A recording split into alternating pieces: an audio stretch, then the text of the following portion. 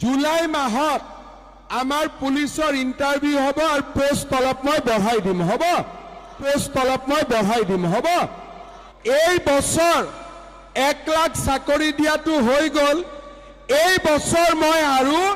50,000 নতুন চাকৰি দিম 50,000 পুলিচ হ'ব কমাণ্ডো হ'ব গ্ৰেড 3 হ'ব গ্ৰেড 4 হ'ব মেজিষ্ট্ৰেট হ'ব ডিএসপি হ'ব সাব ইন্সপেক্টৰ হ'ব কিমান হ'ব 50,000 চাকৰি দালালে আজিকালি টকা খাব পাৰে নেকি চাকৰি দালালে টকা খাব পাৰে নেকি চাকৰি নামত কোনোবা দালালে পইচা খুজিলে ধুমা পিটা দিব লাগে ঠিক আছে চাকৰি নামত কোনো দালালি হবে না অসমত এতিয়া দালালিটো আমি বন্ধ কৰি দিছো ঠিক আছে কোনো দালাল নহব